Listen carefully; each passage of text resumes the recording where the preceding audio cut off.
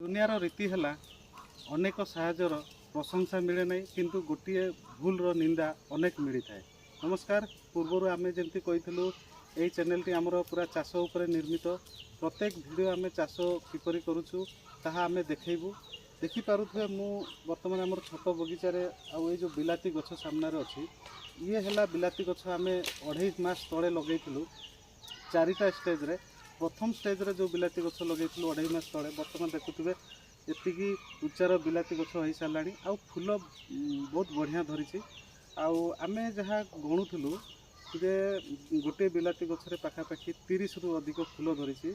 अनुमान करा जाई पारे जे सबू फूलरे फल जदि धरे गोटे गछरु 2 रु 2.5 किलो बिलाती उत्पादन हो पारिबो ताहा तो आमर अनुभव नहीं किंतु अनुमानिक कहि पारुछु। आमर प्रचेष्टा जारी रही। आज चाषर माने चाष करने को एत जरूरी हो पड़ी ताकू बुझी आम निज घर पाखे जी भी बाड़ बगीचा अच्छी ताकू बाड़ बगीचा भितर बिलाती बैगण कोबी आउ आगु को लक्ष्य रखीचु भेंडी गाजर कि कुंदूरी बहुत प्रकार लक्ष्य रखीचु। ये आसूची वर्ष चाष करने आरंभ करूँ।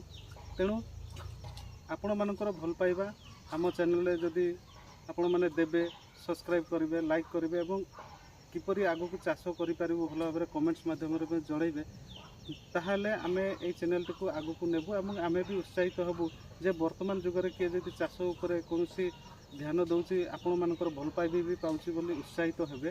तेणु करी निहाती अनुरोध रहिबो आम चैनल को आपण माने सब्सक्राइब कर देबे और लाइक कमेंट शेयर माध्यम भल पाइबा देबे बोली आमे अपेक्षा करि रहबु आशावादी अछु।